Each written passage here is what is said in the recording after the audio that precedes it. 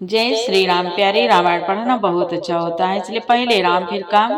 अयोध्या कांड द्वितीय सोपान में आज सुने कि सुमंत्र जी आते हैं।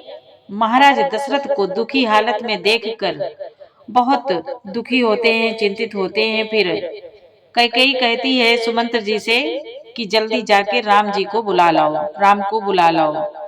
फिर मंत्री सुमंत्र जी जाते हैं, राम को बुला के लेके आते हैं। प्यारे चौपाई विस्तार से सुने, हिंदी सहित आपको पढ़ के सुनाएंगे, आप भी हमारे साथ पढ़ें। पाठ अच्छा लगे तो सपोर्ट करें, लाइक करें। कल के पाठ में सुनाया था कि रानी जैसे वरदान मांगती हैं।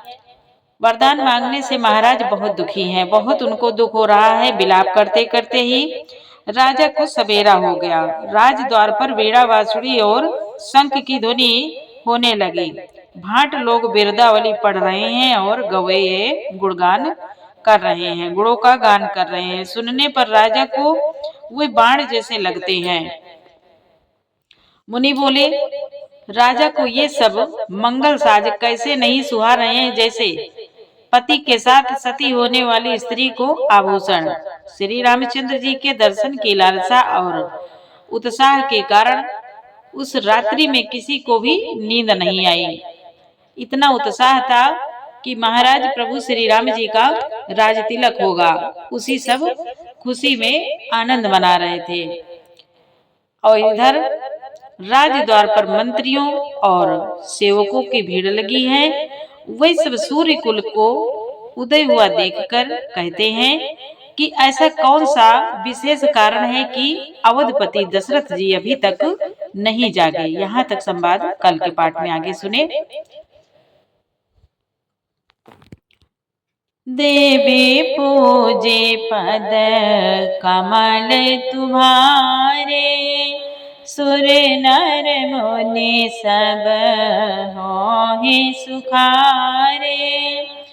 पछले पहर भूप नित जागा, आजो हमहि बड़ अचरज लागा।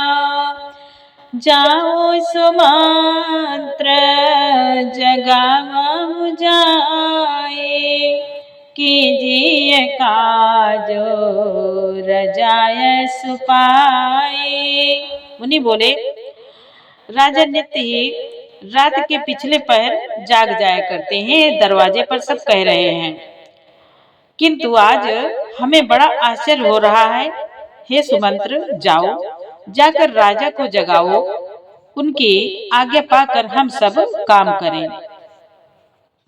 गए सुमंत्रो तब राउर माए, देखी भयावन जात डराए। धाई खाई जनो जाई नराव, मानव विपते विषाद बसेरा। मुनि बोले, तब सुमंत्र रावण राजमहल में गए, पर महल को भयानक देखकर वे जाते हुए डर रहे हैं। ऐसा लगता है मानो दौड़कर काट खाएगा।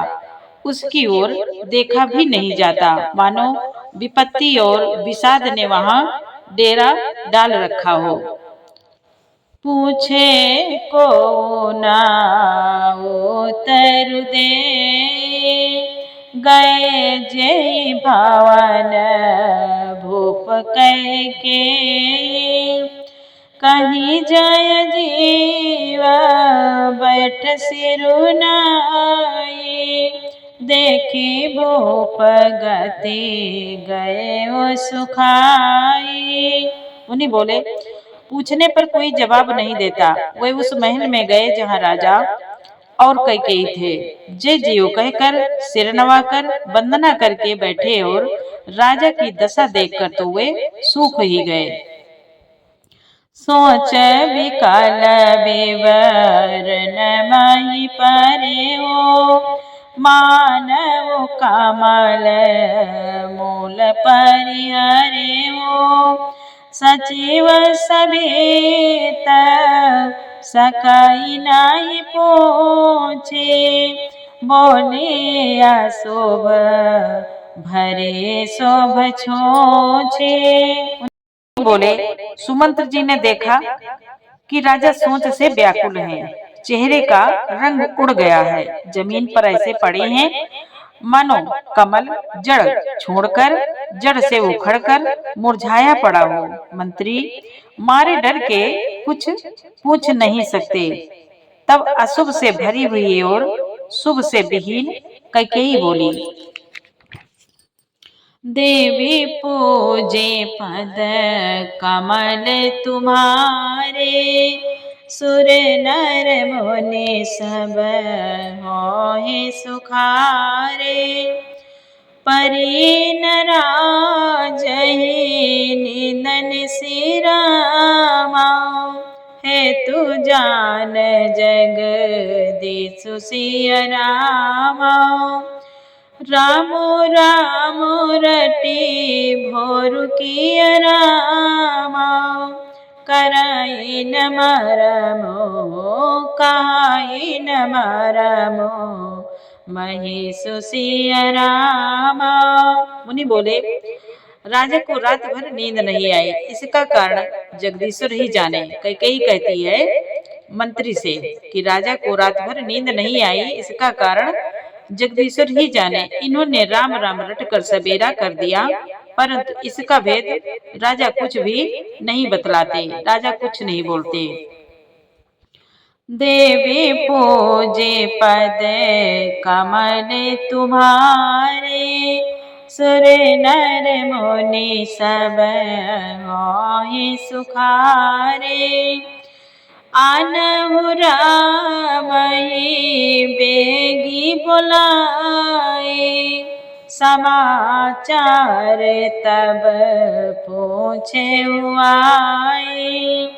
चले वो सुमात्रो राय रुख जाने, लखे कुचाले के कचोराने। मुनि बोले कैकेयी कहती है सुमंत्र से, तुम जल्दी राम को बुला लाओ, तब आकर समाचार पूछना। राजा का रुख जानकर सुमंत्र जी चले, समझ गए कि रानी ने कुछ कुचाल की है। सोच विकल मग पर न पाओ, राम ही बोले कहे काराओ। उर्धर धीर जो गए वो दुआरे, पूछे सकल देखे मनु मारे।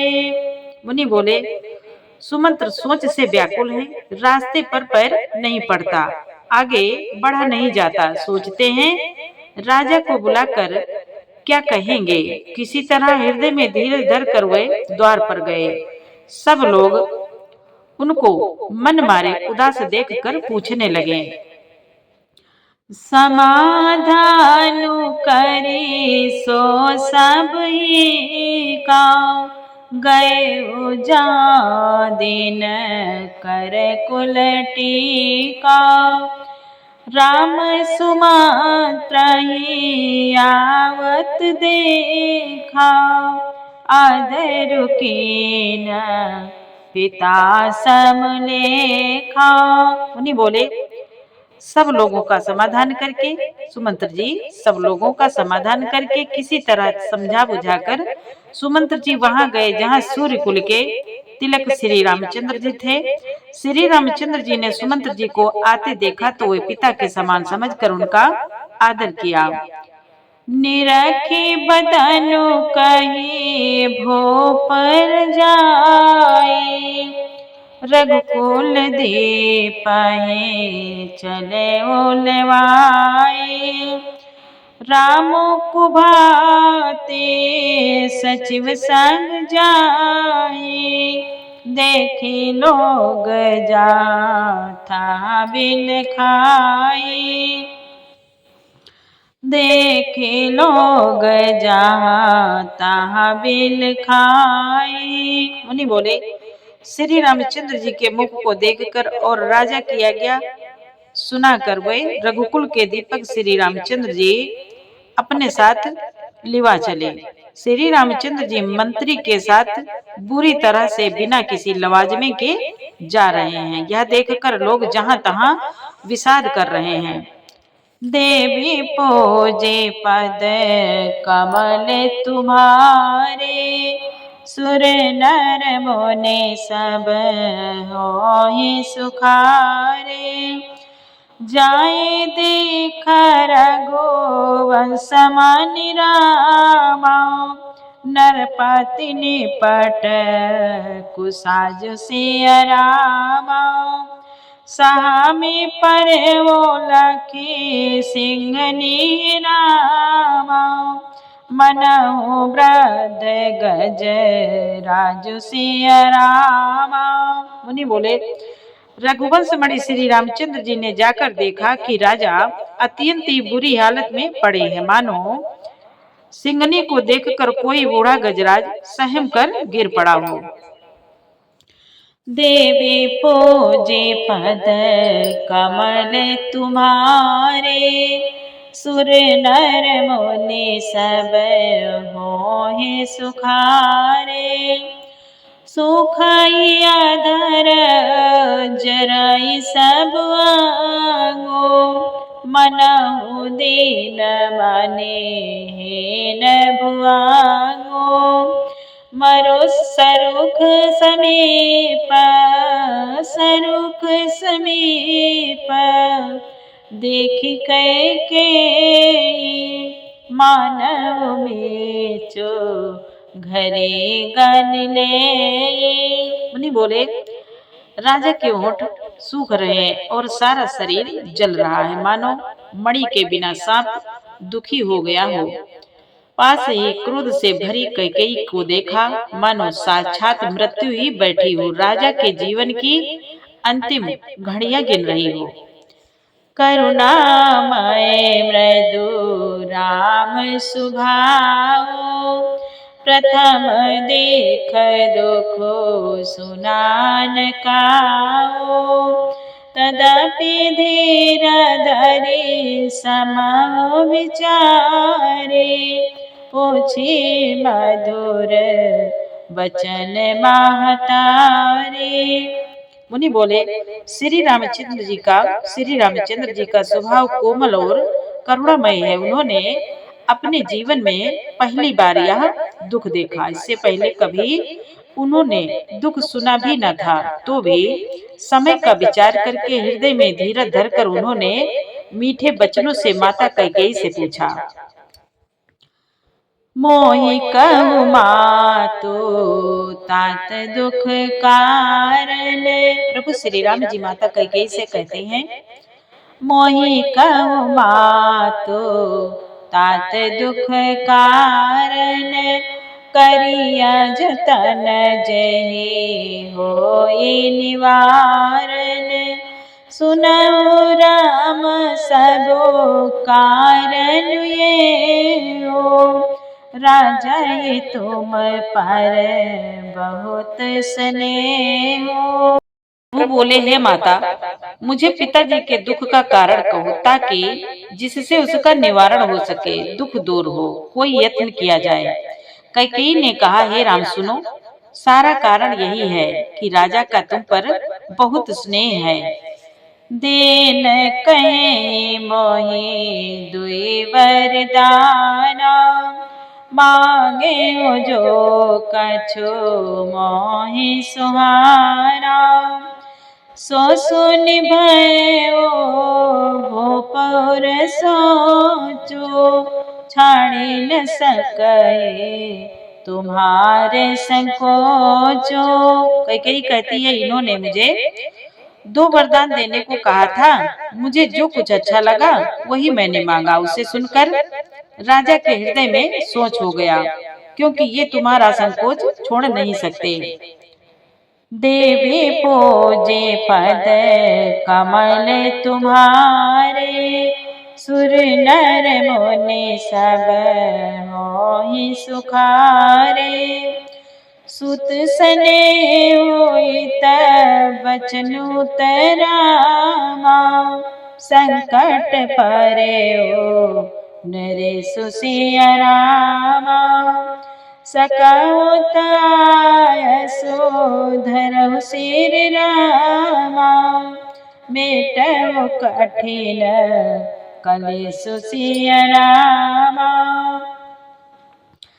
मुनि बोले कैकेयी कहती है प्रभु श्री राम जी से, इधर तो पुत्र का स्नेह है और उधर वचन प्रतिज्ञा। राजा इसी धर्म संकट में पड़ गए हैं। यदि तुम कर सकते हो तो राजा की आज्ञा सिरोधार्य करो और इनके कठिन क्लेश को मिटाओ। इनके कठिन क्लेश को मिटाओ। देवी पूजे पद कमल तुम्हारे सुर नर मुनि सब मोहि सुखारे निधरख बैठी कहै कटुबानी सुनत कठिनता अति अकुलानी जीव कमान वचन सरनाना मनहु महि पर दुलाच समाना।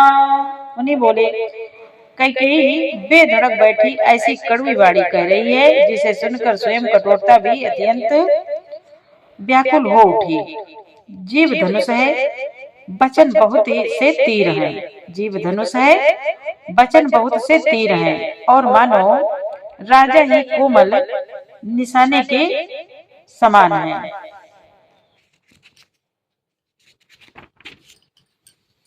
देवी पूजी पद कमल तुम्हारे सुर नर मुनि सब मोहि सुखारे जनु कठोर पनु धरे शरीरो सिखई धनुष विद्यावर वीरो सब प्रसंगो रघुपति सुनाई बैठी मन हो तनु धरि निठुराई। बोले इस सारे साज समान के साथ मानो स्वयं कठोरपन श्रेष्ठ वीर का शरीर धारण करके धनुष विद्या सीख रहा हो। श्री रघुनाथ जी को सब हाल सुनाकर वह ऐसे बैठी है मानो निष्ठुरता ही शरीर धारण किए हुए हो। मन मुस्काए भानुकुल भानु राम सहज आनंद निधानु बोले बचन विगत सब दोषन मृदु मांजुल जनो बाग विभूषण। मुनि बोले सूर्य कुल के सूर्य स्वाभाविक ही आनंद निधान श्री रामचंद्र जी मन में मुस्कुराकर सब दूसरों से रहित ऐसे कोमल और सुंदर वचन बोले जो मानो वाणी के भूषण ही थे।